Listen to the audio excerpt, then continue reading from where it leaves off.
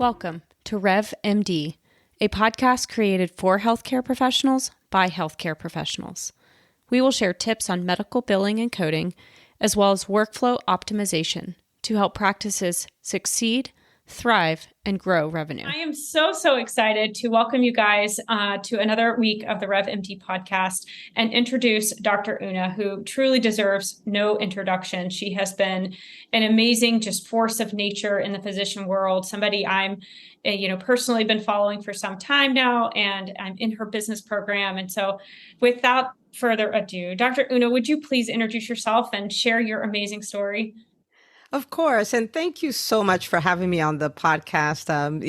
I really love talking with you. We're going to have a fun conversation here. For those of you who haven't met me, my name is Nneka Unachukwu. Everybody calls me Dr. Una, including my sister. So, that's my name.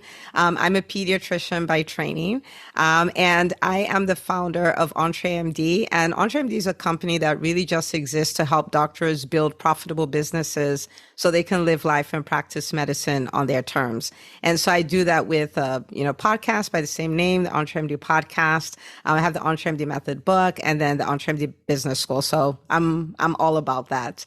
The version of my story that Dr. Heather, I think you and your audience will find particularly helpful is I started off, as a socially awkward, super shy, introverted introvert. Entrepreneurship was not going to be my thing, like at all.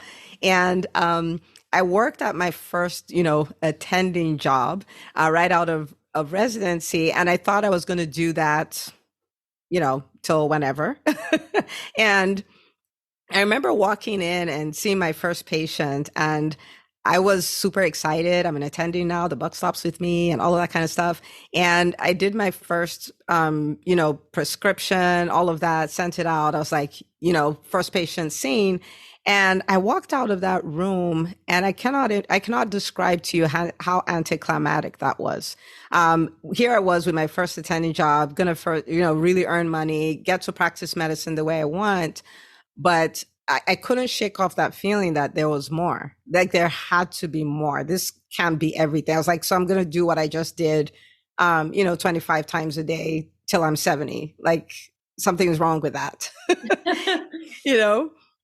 And so it was there. I did not know entrepreneurship was a thing for me. I didn't know what more could possibly be. But I was left with that feeling. And about 9 months after, my boss called me and said, how about you start your own, first of all, he was like, here's a 5-year contract. I want you to work with me for a long time. And I was like, yeah, I can't do that. I mean, I had been in residency for 3 years. I'd been married for 3 years. So my definition of eternity was 3 years, And so when he said 5 years, I'm like, I can't do that. But I was moving anyway. And so I was not going to be able to stay in the job regardless. And he said, well, go start your own practice. I was like, nobody starts a practice a year out of residency. And in case you missed this really nice size bump here, I'm pregnant. This is not the time to start a practice. And he's like, yeah, you're doing almost everything you do there here. And if you need help, I'll support you. In the beginning, I didn't believe him, but I did start, looking at other practices and what they were doing. And as they say, ignorance is bliss. And so I ignorantly started my own practice. And my philosophy was hang the shingle and they will come. And I hung the shingle and they did not come. Right. And so that's when I fell in love with the process of learning about entrepreneurship, because I realized, being a great physician does not make up for the fact that you don't have any business education or business sense and, things like that. And so I started going after that and ultimately got the practice to where it was really successful. That was, 13 years ago at this point. It was really successful, got a great team on board, and it's been running like a well-oiled machine. So that's me in private practice before EntreMD.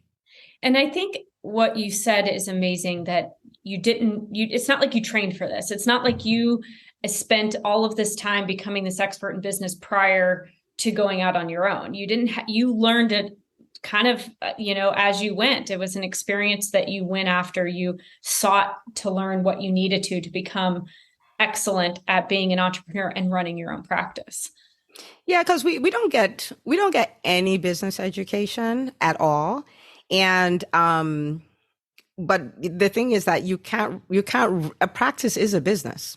You can't do it without acquiring that. And so sometimes we would get stuck. That's where I started off. I was like, oh my goodness, I'm stuck. Now I have these contracts, I have this lease, I can't get out. Like if I could have, if I could have run away, I would have. And, it really was a pivotal moment when, I read the book that we both love now, Eat That Frog. Yeah. And it said that all business skills are learnable. And I'm like, wait a minute. I mean, now I may not know everything, but one thing that I can do is I can learn.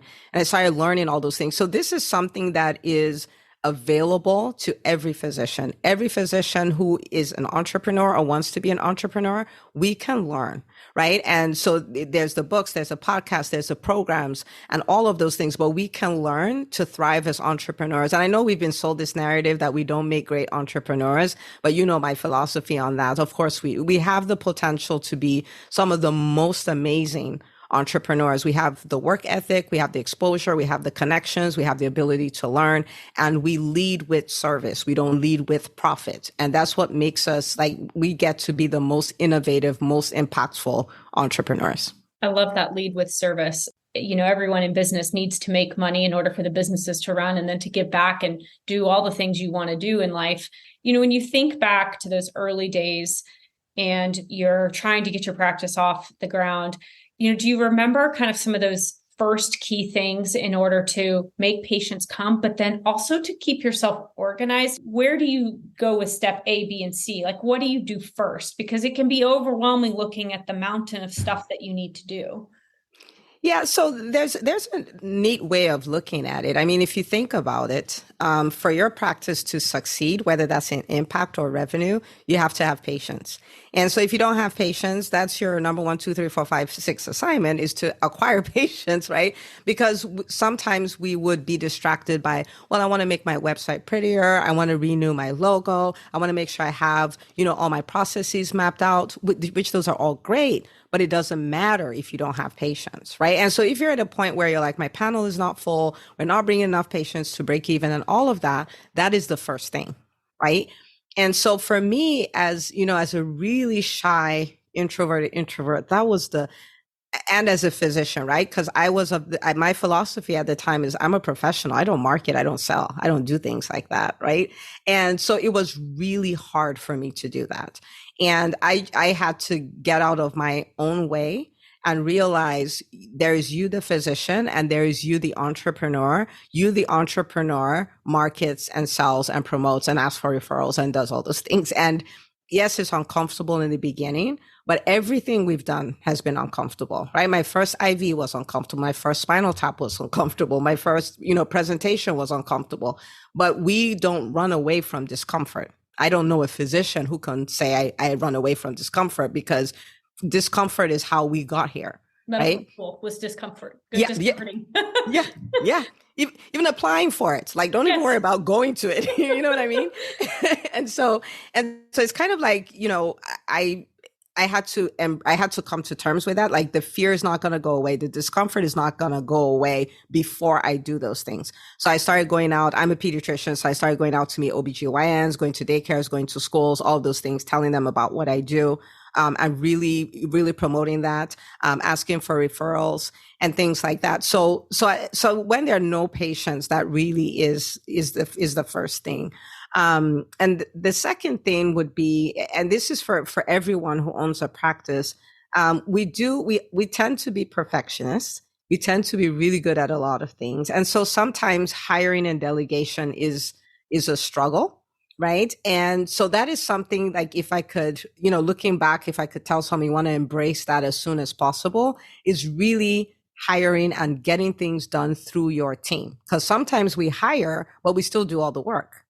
Right. And we still have a hard time delegating. So the mindset becomes, what do I do that somebody else in this place can do? Because you are the most expensive team member. Right. And so if there's something somebody else can do, then you should start practicing actively getting that off your plate, and not just task, but also thinking. So for instance, wow, 2 weeks from now, our schedule looks like it has a lot of gaps in it. What can we do to fill that up? Somebody else should be thinking about that as far as noticing it, and somebody else should be troubleshooting it. So that's what I mean by delegating the thinking, not just a task, but also the strategic thinking. And so if you can do that, it frees you to do bigger things, to really stay in your zone of genius as a business owner, right? And to do all the strategic things because you're not bogged down by all the details. And so hiring, firing, building company culture, all of those things around team, that's something you really want to embrace. The third thing that, I'd really talk about as far as, what the next steps would be is really making that distinction between me as so in my case, lead pediatrician, because I stayed in that role in my mind for a very long time, versus me, the CEO of my practice, right? Because if you want to build something that is profitable, is really impactful, you want to build something that maybe one day when you do want to step away from it is set up for you to step away from it, then you want to start thinking that way. And that would require a lot of relearning, right? Or learning, period, right? Yeah. How do I show up as the boss? How do I delegate? How do I make strategic decisions? How do I not have hives when I look at profit and loss statements because I have no idea what it's saying? Like all of those things, you want to start, leaning into that. How do I build a company that I can sell? Now, I say this especially for private practice. It doesn't mean you need to sell it, right? And I think it was a client of mine, Dr. Dosuma, she says a practice that is worth selling is a practice worth keeping, right? So you don't have to, but you want to build it that way. Why? Someday you're going to exit the practice. Either you decide I want to retire, or maybe there's a life circumstance that happens, or you just decide I don't want to do it anymore. And you want to be in a position where you can do something with what you've built. There was a lady who tried to sell her practice. She was older. She was ready to retire. But the whole time she had the practice, she had treated it as her job. She was the only doctor there. She had 3 exam rooms. They're still doing paper charts.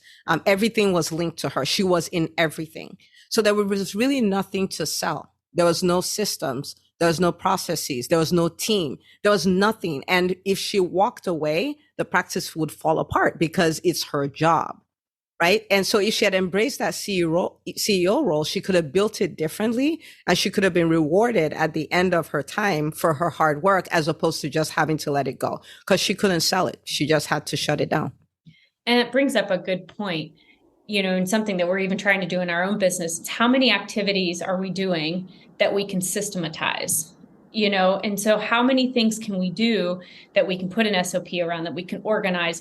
Because like you said, if I'm going to delegate these things, which I agree, I have a very hard time doing, so I get that. But if I create a template to say, okay, these are steps A to Z, and even making videos on them to say, okay, now that's the package I'm going to hand off to this staff member to help do this. And they do it exactly as I have instructed. So it's not like it's losing its Heather touch. It's being able to have somebody else help me from a bandwidth so we can do more, Yeah. And what you talk about is really powerful, because I found I really struggle with delegation because I was like, nobody can do it but me. But what I found is a lot of times the truth of the matter is we're not actually clear on what we do and how we do it. That's why we struggle to delegate. Not really because right? Because if I say, this is the way I respond to this situation, right? And this is exactly what I do, then it's easy to pass that on. A lot of times we're just doing things by, the way we feel that day and stuff like that. So you can't delegate that because it hasn't been structured. So what you're talking about is what actually makes it so much easier to delegate, because you've unscrambled all of that. You're like, this is how I respond, and this is exactly how I execute that. And then it's easier to delegate. Correct. That's exactly right.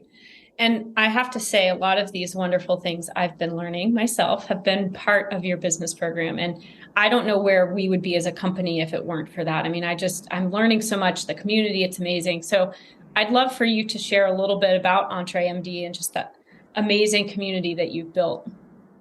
Yeah, EntreMD, I'd say is my 5th child. I love it. It's like, I feel like I'm so honored that I get a legacy play, and that's my legacy play. It really started out from, understanding my own pain, where I started a business and I was just flounder. I mean, like I didn't know anything about anything. I didn't know how to hire, I didn't know how to fire. I was scared of marketing, scared of selling, scared of everything. And when I finally learned that these are skills and they're learnable, and even as an introvert, I can dominate on stage, I can market confidently, I can talk about what I do, I can confidently ask people to work with me, and all of that, then I started thinking about all the other Dr. Unas who are going through struggling in business or thinking they couldn't be entrepreneurs. And I was like, man, like if only they knew, right? Like this is within the realm of possibility for them, like things will be completely different. And so, we started off with that. And then 2 years ago, we launched the EntreMD Business School. And it's a year-long program where we just put everybody through the entire process from, I think I have a great business idea, all the way to whatever they want to do, right? You want to build a 100K business? Good. 250, a million, 2 million. I think the highest we have in the school right now is 7 million, whatever you want to do. Like it's your choice, right? But we will give you the tools, we'll give you the strategy, and we'll give you the community.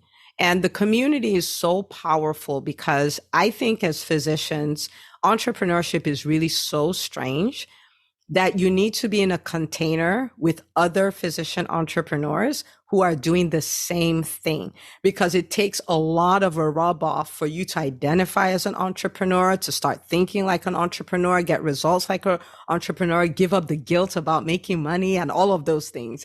I think it takes a whole community. And so that's the reason why we built it that way. And in the last 2 years, we've served over 200 doctors, and it's been an unbelievable journey. So we have that, we have the podcast, we have the book, and it's all about supporting physicians. We've been lied to that we cannot be great entrepreneurs. It's a lie. I have hundreds of doctors now who are evidence, including you, you're a rock star, right? To show that no, you can be, and you can still lead with service. We're just giving you a system a way to build a business system around that so you can monetize it, so you can continue to do what you want to do to serve people. I love it. And I think one of the key things is, like you said, having that community of people to say like, shoot, I'm stuck. Like I cannot figure this out. And there are times where I literally dream about whatever issue a client's having. I mean, I wake up and I'm like, how am I going to solve that?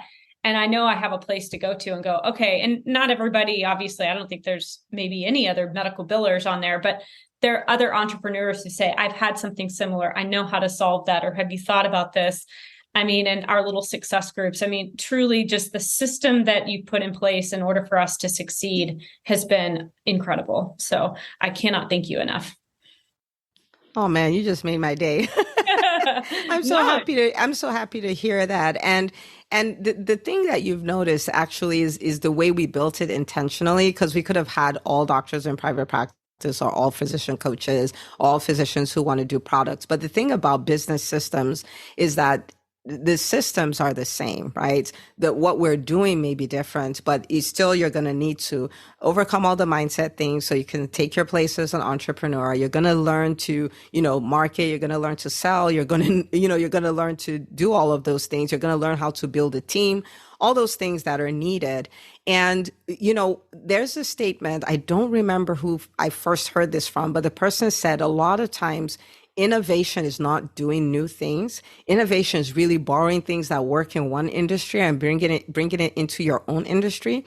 And that's the beauty of the EntreMD Business School, is you can see what is a standard in the coaching industry and you can bring it into your private practice. And it's like, oh my goodness, no, everybody's like, we've never seen anything like this before, but it exists, right? So we get to see, it's almost like a buffet. You get to see all these things. You're like, I think I'll take that, right? And when the pandemic hit, so 2020, our private practice actually did better in 2020 than in 2019. And the reason for that, when I look at it, is We took all the things that work in the online industry and then we brought it into the practice. So we leveraged email marketing. We leveraged using video to explain to people, this is why you can still come in the office. This is how we've made it safe. We went all into telemedicine. We did all of those things. And so we did not skip a beat. We did not close for one day. We did not one day tell the staff we cannot pay you. We thrived that year, but we borrowed all of that from a completely different industry. And so that's the reason why we built it that way. So you have access to innovation just because of who you're in community with. Oh, that's such an incredible story. I love hearing that. And I know I've heard it before, but every time you say it, it's great. So I know for many of our listeners, they're private. A lot of them are single doc practices, small to medium-sized practices. Obviously, as a team who helps with medical billing, and as someone who's ran your own practice, from an advice perspective, what would you say helps support practices when it comes to billing? To billing. So I'll say, first of all, I'll say, oh man, if you're in private practice and especially if you're a solo doc, man, you rock. You rock. And I know that it can be challenging. It can be hard, but it's so doable. And so many people are doing it. And, hang in there, learn what you need to learn, stay in touch with people like Dr. Heather, because she's the real deal. And she fights for docs in private practice because you can do this. You can absolutely do this. So many times I wish I could quit. And I had so many people who supported me along the way. And I'm so glad that I didn't. Right. So I'll just start with that. But when it comes to billing, I find with most of the docs I talk with, is they're not even looking at it at all. I would even start from, it doesn't need to be technical. There's this thing of, I don't understand it. It's scary. It's so many numbers. It's billing. But literally your billing system is like your aorta. And if there's a nick in it, you're bleeding out. And so even though it's uncomfortable, even though it may be scary, even though it's like, I don't understand any of these things, I want to invite you to think about the fact that maybe this is not as complicated as I think. It's not as complicated as any of your PALS algorithms or ACLS algorithms. It's not as complex as surgery. It's not as complex as a Krebs cycle. And we learned all of those, right? And so especially when you have access to someone like Dr. Signorelli, what she does is she breaks down like, these are the metrics that you should be looking. So you don't have to know everything, right? But if you're to look at your practice daily, weekly, monthly, quarterly, yearly, as far as your numbers go, these are the things to look at. You want to learn those things so you can start having boss conversations with your billers. Because otherwise they'll say, yeah, everything's good. But because you don't know the numbers, you're like, okay, they said everything is good. If you know the way you take care of your heart, that's the way you take care of your billing. Because you don't get paid because you saw patients. You get paid because you saw patients and claims and charges were sent out and claims were followed up with, and then the money made it to your bank account, right? And so don't run away from the billing department. Don't hide your head in the sand. I did that. So I'm not judging here. I did that as well. Don't do that. Just learn enough to have intelligent conversations and to know that your money is going in the right direction. That's probably because that's the biggest thing I see is like, I don't even know what my AR is like things like that. Right. Yeah. And you're like, no, like you don't get paid for seeing patients. Like saying that I saw 20 patients today doesn't mean anything if the billing thing is not happening. Right. And so own it. As a CEO, that's part of your job. Your job is to make sure that your practice stays profitable so that you can continue to serve your patients. And so you don't have to tell your staff like, hey, we can't make payroll this week, right? And if you're going to do all that work, ultimately your practice should be creating financial freedom and time freedom for you. And if you don't know the numbers, you may not know. And Dr. Signorelli, I haven't asked her this, but I'm sure she can tell you there are some horror stories, people think they're being paid. They have 200K. I don't know what the highest number you've seen in AR, like over 90 days. Like $1.5 million. And we've seen that in multiple practices, not just one. There you go. Right? 1.5 million. So I need you to think like if you collected just 25% of that is $250,000 added added to your your bottom line. You see what I'm saying? And so you don't want to not know what's going on. Like, ignorance is not bliss in this situation. You have to know. So if I could leave you with anything, it would be that you have to know.